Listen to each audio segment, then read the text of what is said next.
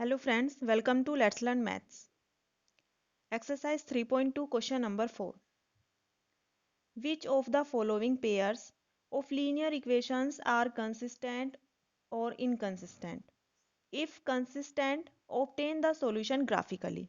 Question number 4 में कहा है कि जो गिवन हमें पेयर ऑफ लीनियर इक्वेशन है उस वो कौन से कंसिस्टेंट है और कौन से इनकंसिस्टेंट है, और यदि कंसिस्टेंट है तो हमें उनका सॉल्यूशन बताना है graphically.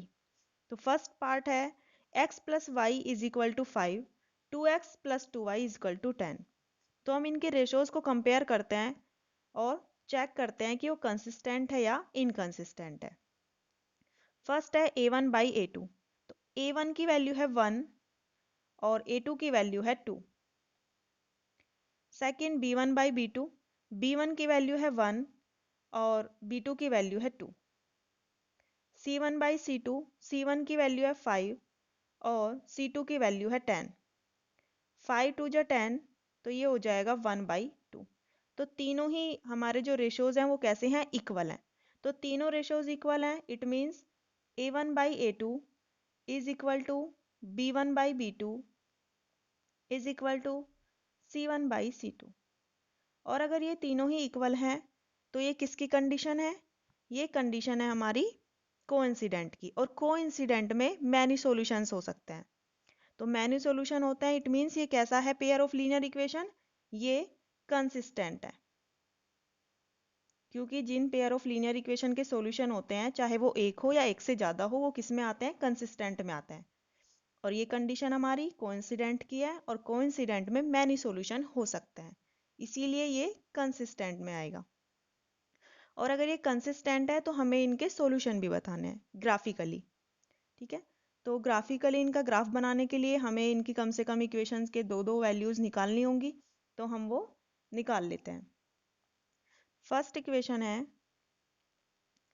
x plus y is equal to 5। Second equation है 2x plus 2y is equal to 10।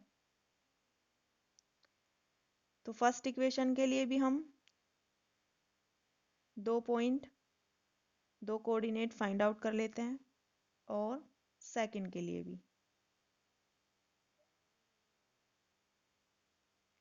x की वैल्यू ले लेते हैं 0। तो x की वैल्यू 0 ले लेंगे तो y की कितनी आएगी?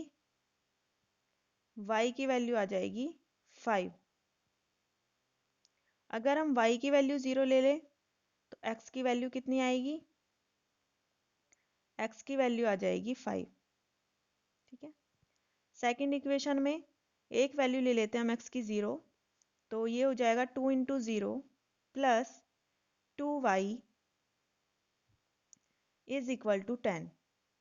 ये 0 हो जाएगा, ये आ जाएगा 2y इज इक्वल टू 10। 2 से 10 को डिवाइड करेंगे 5, तो y की वैल्यू आ गई 5।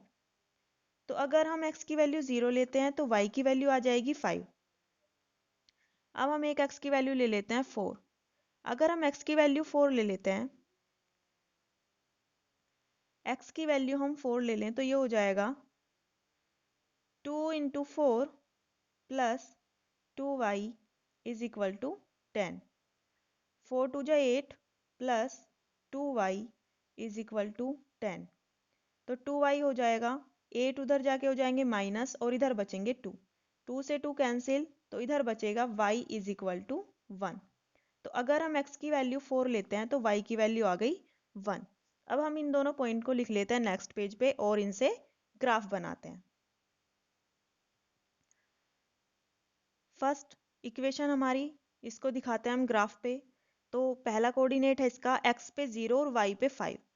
तो हम x पे 0 चलेंगे और y पे चलेंगे 5। तो x एक्सिस पे 0 और y पे चलेंगे हम 5। तो ये वाला पॉइंट हमारा, तो ये इसके कोऑर्डिनेट कितने हैं, 0 और 5। ठीक है, सेकंड कोऑर्डिनेट है 5 और 0। x एक्सिस पे हमें 5 जाना है और y एक्सिस पे 0। तो यही वाला पॉइंट है हमारा इस पे, और इसके कोऑर्डिनेट कितने हैं हमारे, 5 0। x की वैल्यू 5 और y की 0 है।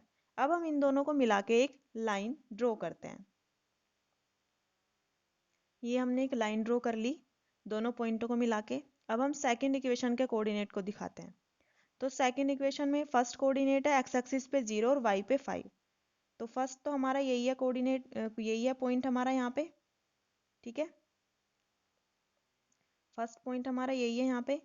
सेकंड कोऑर्डिनेट है 4 और 1।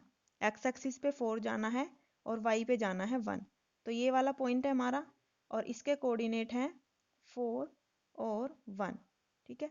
तो हम 0 और 5 और 1 को मिलाएंगे तो ये इसी लाइन से ग्राफ में आप देख सकते हैं वो इसी पॉइंट से होके जाएगा, क्योंकि हमारी जो फर्स्ट इक्वेशन की लाइन है वो भी यहीं से आ रही है और हम इन दोनों पॉइंटों को मिलाएंगे तो ये सेम इसी के ऊपर से आएगी, ठीक है। तो ये दोनों यहाँ से पहली इक्वेशन जाएगी, वहीं से दूसरी इक्वेशन जाएगी। तो इसका सॉल्यूशन, तो इसके मैनी सॉल्यूशन हो सकते हैं। तो हमें ग्राफ से क्या पता चल रहा है कि इस क्वेश्चन में इनके मैनी सॉल्यूशन हो सकते हैं। तो इसके कितने सॉल्यूशन हो सकते हैं? मैनी सॉल्यूशन हो सकते हैं, ठीक है। तो इसमें इसके मैनी सॉल्यूशन हो सकते हैं। अब चलते हैं इसके सेकंड पार्ट पे। सेकंड पार्ट है x minus y is equal to 8, 3x minus 3y is equal to 16। इसमें रेशोज चेक करते हैं a1 बाई a2। तो a1 की वैल्यू है 1 और a2 की वैल्यू है 3। b1 बाई b2, b1 की वैल्यू है माइनस के 1 और b2 की वैल्यू है माइनस के 3। माइनस से माइनस कैंसिल हो जाएगा, ये आ गया 1 बाई 3। c1 बाई c2, तो c1 की वैल्यू है 8 और c2 की वैल्यू है 16। तो 8 टू जा 16, ये आया 1 बाई 2। तो इनके रेशियोज को जब हम देखते हैं तो फर्स्ट और second a1 by a2 equal है b1 बाई b2 के, बट ये इक्वल नहीं है c1 बाई c2 के। थर्ड वाली वैल्यू इसमें अलग है, ये अलग है इसमें। तो ये कौन सी कंडीशन हुई कि a1 by a2 is equal to b1 by b2 is not equal to c1 by c2। तो ये कंडीशन है हमारी पैरेलल की, और पैरेलल में कोई भी सॉल्यूशन नहीं होता है। तो अगर सॉल्यूशन नहीं होता है पेयर ऑफ लीनियर इक्वेशन का, तो ये किस में आते हैं? ये आते हैं इनकंसिस्टेंट में। किस में आते हैं ये? इनकंसिस्टेंट में आते हैं। तो इनकंसिस्टेंट में आते हैं, ठीक है। और ये मिलते हैं नेक्स्ट क्लास में क्वेश्चन नंबर 4 के थर्ड पार्ट के साथ। Okay, thank you, bye bye.